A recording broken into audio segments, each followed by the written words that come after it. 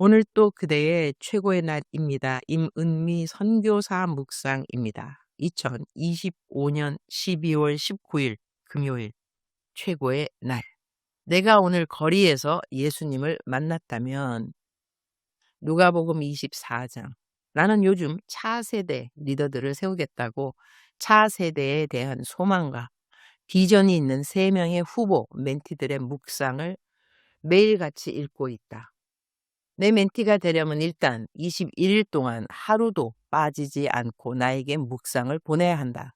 내가 큐티하는 방법을 따로 보내준다. 그러면서 그들은 매일같이 하나님의 음성 듣는 것도 함께 나에게 보내주어야 한다. 어제 읽은 멘티 후보의 묵상이 크리스마스를 맞이하는 우리들에게 참 신선한 격려가 된다는 생각이 들어서 긴 묵상인데 좀 짧게 줄여서 오늘 내 묵상에 공유해 본다. 잠언 11장 24절. 흩어 구제하여도 더욱 부하게 되는 일이 있나니 과도히 아껴도 가난하게 될 뿐이니라. 25절. 구제를 좋아하는 자는 풍족하여질 것이요 남을 윤택하게 하는 자는 자기도 윤택하여지리라. 말씀 묵상은 참 신기하고 재밌는 것 같다. 하나님께서 내게 행하신 일들을, 주신 은혜들을 다시 한번 기억하게 하시고 또 오늘 또 앞으로도 말씀대로 살아가겠노라고 결단하게 하신다. 사진을 보니 2019년 약 6년 전 고등 3부 교사로 학생들을 섬기던 시절이었다. 그때만 해도 정말 가난했다. 솔직히 말해서 빚도 정말 많았었던 상황이었다. 2019년 교사를 결심하고 처음 맡게 된 반 학생들이 2명이었다. 나는 고등 3부 선생님 중에서 거의 최연소, 당시 32살이었기 때문에 아이들에게 편한 형처럼 다가가려고 노력했다. 당시를 생각해보면 예배 시간이 주 8시 반까지고 아이들은 말 그대로 졸린 눈을 비비면서 예배 자리에 나왔고 뭔가 축 처져서 늘 기운이 없어 보였다. 자는 애들도 실제로 꽤 많았다. 아무튼 나는 애들이 그 자리에 나온 것만으로도 참 귀하고 반갑기도 해서 우리 반 애들, 남자애들 처음 만나면 무조건 껴안아주고 등을 토닥여줬다. 예배를 마치면 다들 하듯이 공과도 하고 기도도 해주고 애들을 보냈다. 그리고는 선생님들끼리 모여서 밥 먹고 오후 기도회를 했다. 아이들이랑 보내는 시간이 너무 짧다. 5분에서 10분가량? 그래서 대화할 시간도 없고 아이들을 알아갈 시간도 없고 그냥 오늘 들은 말씀 잠깐 나누고 잘 가였다. 이건 아니라고 생각됐다. 그러던 중 교사 강습회가 열려서 청소년 사역하시는 분들이 3일에 걸쳐서 교회 학교 모든 교사를 대상으로 강의를 했었다. 그중 가장 와닿았던 것은 강사가 선생님들 한 사람 한 사람에게 질문했다. 아이들이랑 일주일에 몇 분 정도 시간을 보내세요?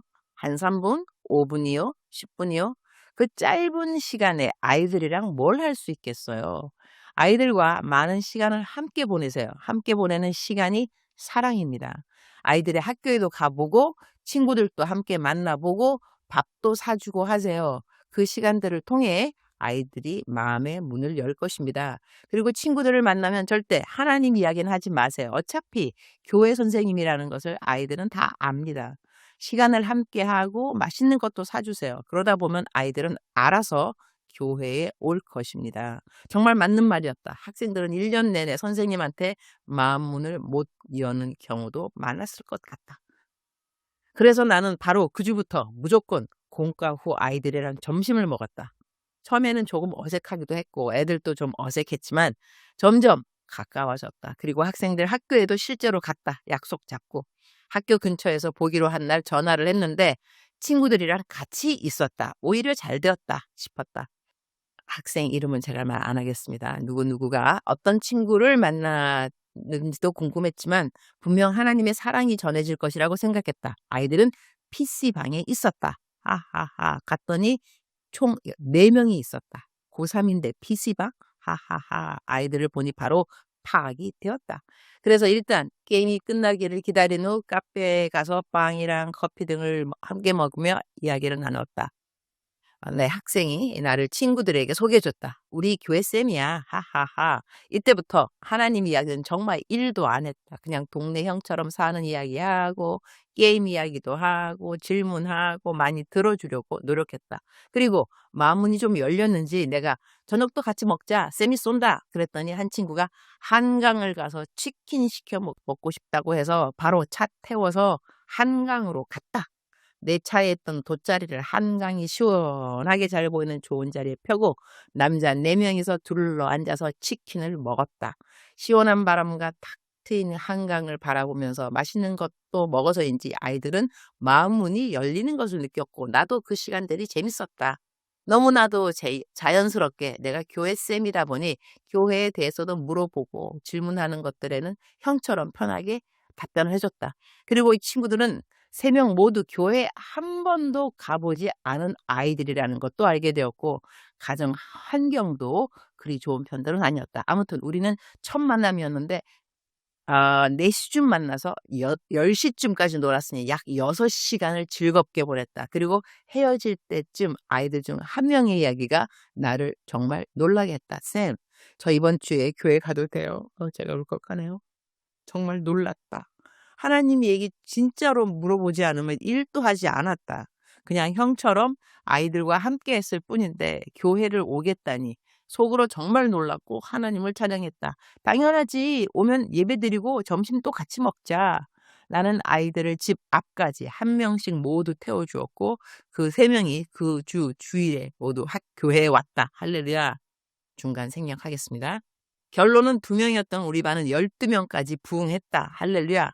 너무도 감사했지만 여기서 나한테는 큰 문제가 생겼었다. 위에 썼듯이 이 당시 나는 빚으로 살던 시절이었기 때문에 정말 돈이 없었다. 처음에 학생들 2명 데리고 밥 사주고 시간을 보내는 데는 돈이 얼마 들지 않았다.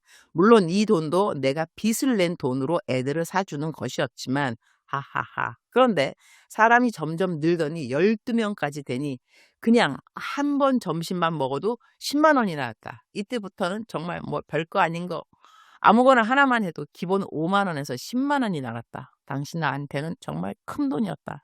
우리 집에 사는 내 친딸들을 데리고 외식 한번 못하는 판국이었는데 남의 집 아들들을 내가 맛있는 거 사주고 있으니 좀 마음이 그랬다. 중간생이야. 아래는 아내가 남편에게 해준 말입니다. 오빠, 애들 데리고 힘들지? 그래도 오빠가 애들 위해서 그렇게 하는 거 하나님이 다 아시고 오빠 쓴 돈 계산해봐도 200만 원 정도 아니야? 겨우 그 돈으로 천하보다 귀한 한 영혼이 아니라 12명을 먹이는데 아까워하지 말고 써. 눈물이 핑 돌았다. 바로 회개했다. 그리고 그 다음 주일에 고기 뷔페 무한 리필 집 갔다. 하하하 할렐루야. 암튼 한 해가 마무리될 때 우리 반은 전도상 을 받았다. 할렐루야. 결론은 그때부터 우리의 삶에 물질의 풍족함이 채워지기 시작했다. 오늘 말씀처럼 흩어 구제하여도 더욱 부하게 되는 일이 있나니 구제를 좋아하는 자는 풍족하여질 것이요 남을 윤택하게 하는 자는 자기도 윤택하여지리라. 내 삶이 실제로 그렇다. 할렐루야. 중간생이야. 그리고 그렇게 우리의 삶에 물질의 복을 받아가는 중 나는 하나님께서 왜 내게 물질의 복을 주시는지 분명히 깨닫게 하시는 시간이 있었다. 사랑이 소망이가 5살에서 7살쯤 되었을 것 같은데 우리 집을 들어가려면 앞에 편의점이 하나 있었다. 아이들은 그것을 그냥 지나치기가 너무 힘든 것이다. 편의점 근처로 가면 내 양팔을 붙잡고 자신이 가진 최고의 애교를 펼치기 시작한다. 사탕 사달라고 당연히 사랑하는 딸들에게 즉시 매번 사주고 싶지만 사탕이 좋은 것만은 아니기에 나는 거의 잘 안 사준다. 아이들도 아빠가 잘 안 사주는 것을 알지만 매번 매달려 본다. 그날은 안 사준 지도 오래된 것 같아 생색을 내가며 추파춥스 200원짜리 한 개씩을 사주었다. 아이들은 세상 모든 것을 얻은 것처럼 기뻐했고 걸어가면서 먹는 것은 안 된다고 가르쳤기에 집에 가서 얼른 먹을 생각만 하면서 집으로 향했다. 그런데 집으로 가는 길에 아래층 사는 우리 아이들보다 1살 내지 2살 어린 아이와 엄마를 만났다. 그냥 인사하고 지나가면 되는데 지나가려고 했는데 그 꼬마 아이의 시선은 우리 아이들이 가지고 있는 사탕에 멈춰 있다. 그래서 내가 웃으면서 동생이 사탕이 먹고 싶나 보다. 동생 사탕 줘 했다. 하하하. 지금 이 상황을 생각해봐도 웃음이 나는데 첫째는 먹는 거에 정말로 진심이다. 태어났을 때부터 먹는 것을 정말 좋아했고 잘 먹는다. 그래서 첫째는 거의 눈물을 흘리기 직전까지 간 상태로 사탕을 움켜쥐고 있었다. 하하하. 어떻게 할지 흥미롭게 보고 있었는데 소망이가 사탕을 그 이웃 동생에게 내밀었다. 자, 나는 내심 마음이 기뻤다. 그리고 그들은 가고 우리도 걸었다. 그들이 좀 멀어졌을 그때 소망이는 대성통곡을 했다. 하하하. 정말 동네 떠나가라 펑펑 울었다. 하하하. 그때 나는 소망이를 들어안고 소망이가 정말 기특했고 예뻤다. 현재 세상에서 가장 소중했을 단 하나뿐인 어렵게 얻어낸 그 사탕을 잘 알지도 못하는 동생을 줬으니 얼마나 서러웠겠는가. 그래서 나는 소망이를 안고 똑같은 그 사탕 5개를 사줬다. 그리고 정말 많은 칭찬을 해주었다. 그때 하나님의 마음이 내게 임했다. 그것이 하나님의 마음이었던 것이다. 하나님께서는 이 땅의 많은 하나님의 자녀들에게 물질을 허락하신다. 돈이 제일 중요한 세상이라고 한다. 모두가 돈이 없어 난리인 세상이다. 나도 부족한 그 돈을 흘려보낸다. 구제하는 데 쓴다. 하나님의 마음이 있는 곳에 흘려보낸다. 하나님은 그것을 기뻐하시는 것이다. 내가 소망이를 바라보고 기쁨을 감출 수 없었던 것처럼 말이다. 그래서 나는 알았다. 하나님께서 그래서 우리를 축복해 주신다는 것을. 그 후로 나는 더 나누었고 나누는 삶을 살아가고 있다. 임은미 선교사님의 삶처럼 10의 1조에 머무르는 것이 아니라 10의 2조, 3조, 5조, 10조가 될 때까지 하나님께서 내게 허락하신 물질들을 하나님의 마음이 있는 곳에 마음껏 나누는 삶을 살기를 소망한다. 아래는 저의 묵상 부분입니다. 성경 말씀 묵상. 우리말 성경 누가복음 24장 15절. 그들이 이야기하며 토론하고 있는데 예수께서 가까이 가서 그들과 함께 걸어가셨습니다. 16절. 그러나 그들은 눈이 가려져서 예수를 알아보지 못했습니다. 눈이 가려져서 예수를 알아보지 못했다는 이 말씀을 읽으면서 어제 만났던 한 분과의 대화가 바로 떠올랐다. 나는 참으로 다양한 사람들을 만나는데 어제 만난 분은 이전에 담장 안에 있다가 내 묵상을 읽고 예수님을 인격적으로 만났다고 고백한 분이다. 그러니 나에게는 참으로 소중한 분이다. 이분은 담장 안에서 나오고 난 후 나에게 연락을 해왔고 나는 그분을 몇 번 만났다. 선교 헌금도 참 성실하게 보내주시는 분이어서 어제는 만나서 고맙다는 인사도 드렸다. 담장 안에 들어가 있는 사람들은 다 사연이 다른 것 같다. 우리가 생각하는 것처럼 아주 큰 범죄를 저지른 사람들도 있지만 그렇지 않은 사람들도 많이 있다. 어제 만난 이분은 그렇게 큰 범죄를 한 분은 아니었다. 내가 한국 나올 때마다 이분은 만나게 된다. 어제 이분과 나눈 대화 중에 이런 이야기가 있었다. 어느 날 좋지 않은 일이 생겨 차를 함께 타고 가던 중 감정이 격해져서 같이 타고 있던 사람에게 차에서 내리라고 했다는 것이다. 꽤 격한 상황이었던 것 같다. 그런데 나중에 하나님께서 그 일에 대해 회개하라고 하셔서 회개를 하는데 회개하는 그 순간 그때 상대방 얼굴이 떠올랐다고 한다. 서로 화가 났을 때 모습이었고 무척 짜증스러운 얼굴이었지만 회개하는 중에 갑자기 그 상대방의 얼굴이 예수님의 얼굴로 바뀌었다는 것이다. 그런데 그 예수님의 얼굴은 우리가 흔히 떠올리는 온화한 모습이 아니라 무척 슬퍼 보이는 얼굴이었다고 한다.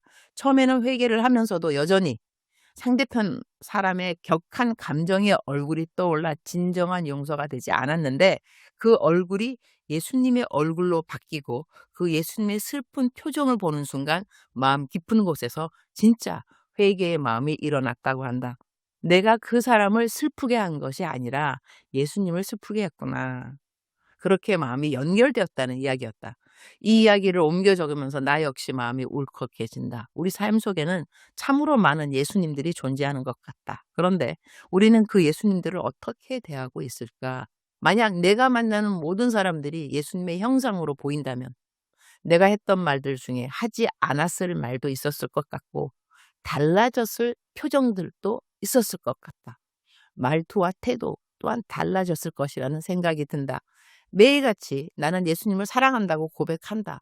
그런데 만나는 모든 사람의 형상 가운데 예수님을 본다면 그 고백은 자연스럽게 삶의 태도로 이어지지 않을까 그런 생각을 하게 된다. 주님 오늘 또 최고의 날입니다. 제가 만나는 모든 사람이 예수님이라면 저는 그 예수님들을 어떻게 대해야 할까요? 제가 만나는 모든 예수님을 화나게 하지 않게 하시고 슬프게 하지 않게 하시고 외롭게 하지 않기를 기도드리게 됩니다. 내 안에 예수님이 계심을 믿고 고백하는 삶이 나의 평상시 말과 표정과 태도 속에서도 드러나게 하옵소서.